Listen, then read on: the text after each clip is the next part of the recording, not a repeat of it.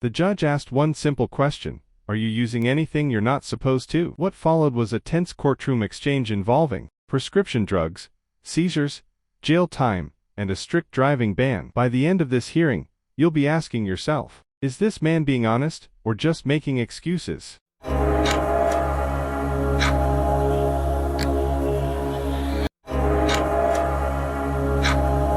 If you're using any opiates, anything that you're not supposed to, it's not going to go well between us. Do you understand? Absolutely, yes, sir. How come you have not seen any other licensed psychiatrist other than the cannabis people? Yeah, you know. I actually have. I was prescribed alprazolam for 6 years, but it actually caused me to have like seizures if I like missed it like a couple hours late and stuff like that. You're not supposed to stop taking it. I'm not saying like not. I'm saying like if I slept in, like I could actually wake up at like 8 o'clock in the morning and have seizures because it's delirium tremors, is what they call it. Side effects of when you take hardcore, powerful narcotics like these, you can't just stop taking it. You can't just, when you stop, they wean you off. And when you don't take it as regularly prescribed, there are serious side effects. One of those being, convulsions, all types of side effects, including seizing, right? So it's not because you're taking the Xanax, it's because you didn't take it when you're supposed to. So don't blame the Xanax for causing you to seize. It's the fact that you didn't take it that caused you to seize. Why not? Why stop? So you're not taking the alprazolam anymore? No, I still take the Valium, but only for emergencies for seizures. It's not even for the PTSD anymore because emergency seizures. No, emergency seizures. He has epilepsy, Judge. Yeah, I have epilepsy, sir. That's another reason why they were giving me the Xanax too. But but they were saying that it was actually making it worse. They called them delirium tremors, similar to like withdrawal from alcohol. The benzos do the same. Yes, sir. Sure. But, so that yes, sir. They were saying that it was helping, but if I the other thing is I can't imagine that if you have one doctor prescribing all this other stuff, that doctor is going to continue to let you take all this, knowing full well that you're also using marijuana from another doctor, because they're contradictory and you can't do that. So I wasn't taking them at the same time. Okay. Yes, sir. I had stopped the Xanax actually when I was when I went to jail for that state jail time, and whenever I got out, I was on like different medications in here and stuff like that. I just didn't want to go back on the same narcotic while trying to stay sober, sir. So I mean, I know marijuana is not much better, but I just felt like it was better off taking something that wasn't physically addicting versus what the doctor's opinions and stuff. It can be as well. I mean, look, I'm sending you for a drug test now. Yes, sir.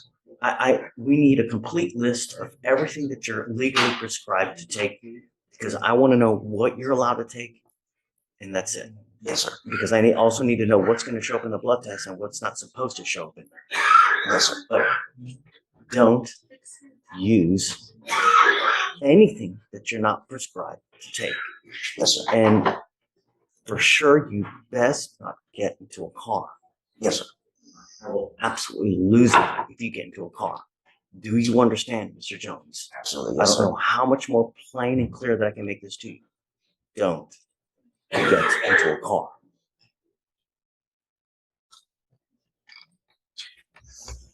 Thank you, Judge. Hold on. I need to make sure that if he signed an affidavit that he's not going to drive. He does. You Okay. understand that? I believe so. We'll set you off for a week, and then before he leaves today, I'd like a complete list of what he's got prescriptions for to take as far as any kind of narcotics, and Yes. so we can see it. All right. Could you provide that list? I want to know. If not, you do that too. No, Give I'm it to sending me. you for a drug test now. Yes, sir. Depending on what that shows, I want to look. Okay. All right. Thank you, Judge. Okay. Herman, who do you live with? Why can't you afford a lawyer? For a job. That's about it. You tell me you make $2,000 a month. Just minister, and that's all. And most of that go to my daughter. You pay child support. So what are you talking about? Most of it goes to your daughter. Order in the court. Paying for her clothes, she growing, paying for food throughout the day and weeks. That's about it.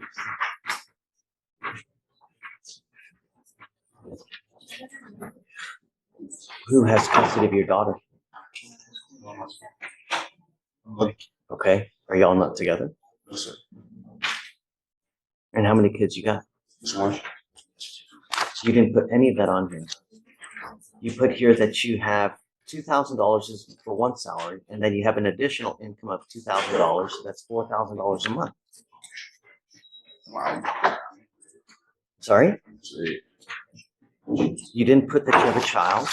You put down that you have total expenses of $140 a month. So you make $4,000 a month, and you have expenses of $140 a month. So $500 a week.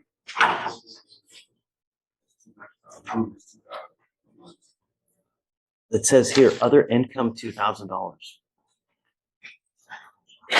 What's that? That's the total. What you mean? Okay.